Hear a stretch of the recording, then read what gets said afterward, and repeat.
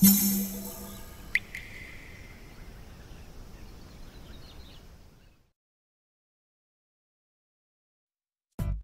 うも、底辺アクアリスト黄昏です。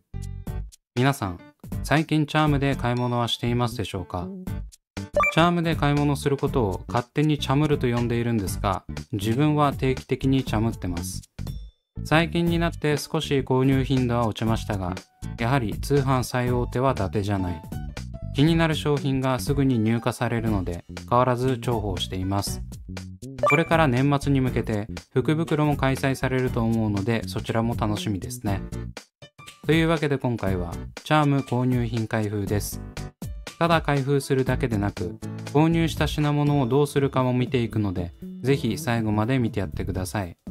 今回は2回分の購入品を一気に開封していくので盛りだくさんです。ちなみに紹介した商品は概要欄にリンクを貼っておきますので、気になるものがあればチェック。それでは早速1便目を見ていきましょう。めぐみ梱包です。エコ梱包で来るときってだいたい小動物のフード系が多いような気がします。正直荷物の形に合わせて段ボール加工するのって大変だと思いますが、エコなのはいいことです。最初に出てきたのはこちら、アルティサンド30。価格は548円。こちらは以前の ADA 水槽に全部統一する動画でもおすすめしていたすりガラス調のバックスクリーンですね。後ろの配線が見えちゃってごちゃごちゃするのは嫌だけど、色付きのはちょっと抵抗があるって方にはおすすめです。貼り付けも一度やってしまえば簡単なので、手に取ってみてもらえると嬉しいです。続いて出てきたのはこちら、逆流防止弁ブラック。価格は130円。こちらは皆さんご存知逆流防止弁です。CO2 添加を各水槽にしている関係上、配線が多くなるので一応購入。CO2 にも使えると書いていますが、正直エアレーション用のものと遜色なさそうなので性能は未知数。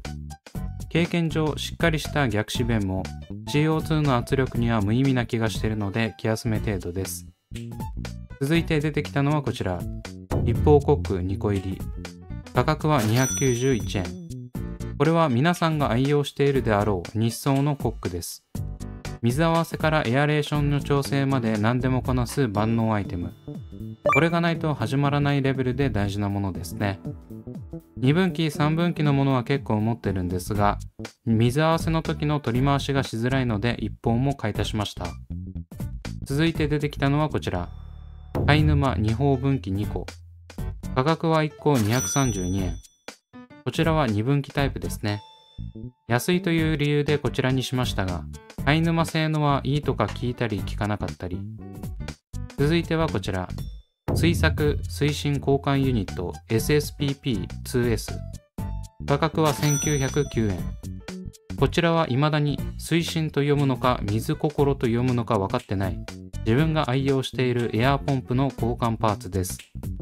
推進は静音性に定評があるエアーポンプですね。新しいものを買い替えるよりポンプだけ変えた方が安上がりなので買ってます。中身は新品になるので、もともと持ってる方は外観が汚くなければこっち買うのを推奨。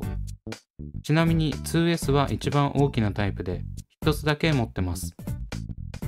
何かとエアーポンプは必要になってくるので持っておいて損はないですね。最後はこちら、推進交換ユニット SSPP3 3個。価格は1個850円。こちらは先ほどの 2S より一つ小さいタイプの推進です。これが一番持ってるサイズで、全部調子悪くなってるので一気に買いました。エアーポンプって流量落ちてもそのまま使い続けちゃいがちなんで、これを機に一新。というわけで1便目はだいたい消耗品関連でした。珍しく送料無料ラインである6000円に抑えてますね。ちなみに合計すると5900円くらいで無料ライン載ってないんですが、今表示している価格は編集時現在なので、購入当時よりも何かが安くなってるんだと思います。続いて2便目を紹介していきます。今回もエコ梱包。猫用のサイエンスダイエットが入ってたみたいです。サイエンスダイエットは愛犬にも食べさせていたので結構信頼してます。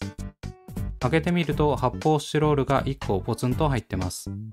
そして最初に出てきたのはこちら、アルティサンド30。価格は548円。これはさっき出てきたすりガラスのバックスクリーンです。なんか2個買ってたみたいですね。30センチキューブ全部に貼るのでちょこちょこ買い足してた気がします。そして肝心の発泡スチロールを開けていきます。最初に出てきたのはこちら、ブセファランドラブラウニーフェニックス。価格は1500円。小さ。これはミニカップの組織培養で、指の先に乗せられるレベルの小ささです。カップのサイズは買う前から分かってたんでいいんですけど、購入写真とあまりに違いすぎて笑いました。まあ、株の数は同じでしょうから詐欺ではないですね。続いて出てきたのはこちら、ブセファランドラレッドトロピカさん。価格は2950円。こちらは有名なトロピカ社のブセですね。以前ショップの初売りで安く買ったレッドです。このブセ結構好きだったので買い足しました。続いて出てきたのはこちら、ブセファランドラグリーンウェイビー。価格は1500円。こちらは有名ではないところのポットブセですね。インボイスということで品種名は参考程度ですが、安かったので購入。1500円でこのサイズのブセが買えるのは結構お買い得ですよね。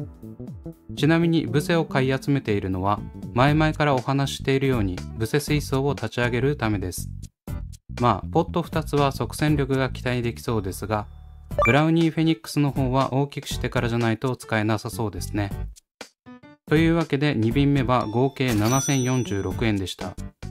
割とこの時は送料無料ラインギリギリな感じで控えめですね。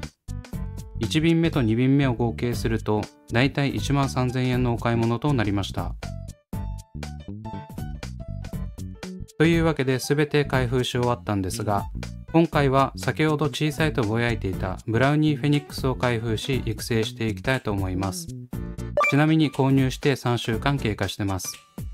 まずは見た目なんですが、正直3週間前とあまり変わってないです。商品写真はだいぶ載ってますね。基本的にポットや組織培養水草の写真はただの参考写真だと分かっているんですが、ここまでのは初めてです。ちなみに気になるであろうカップのサイズはトロピカの組織培養と比べるとこんな感じ。比べるに値しないレベルで小さい。まあ組織培養ってだけで自分に対しては需要があるのでまあよし。中を開けてみると小さい株が入っていました。一つは落とした拍子にひっくり返ってましたが、結構ラメ感もあっていいですね。二つ目の株はだいぶ小さく色もはっきりしてません。ピンと合わせるのが大変です。最後の株がこちら。こちらもさっきのに比べるとしっかりしてますね。まあ比べたらの話ですけど。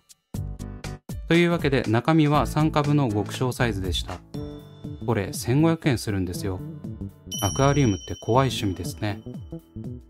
それではこの小さなブセを育成していくんですが、今回入れていくのはこちらのボトルです。これはブセファランドラクダガンミニを入れているポットです。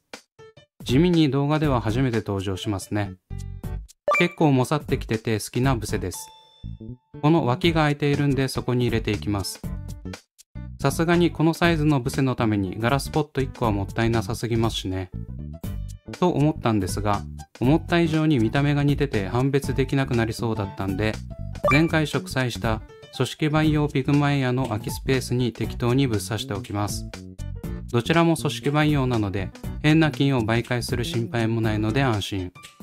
見た目もだいぶ違うので成長してもどっちがどっちかわからなくなることはなさそうです。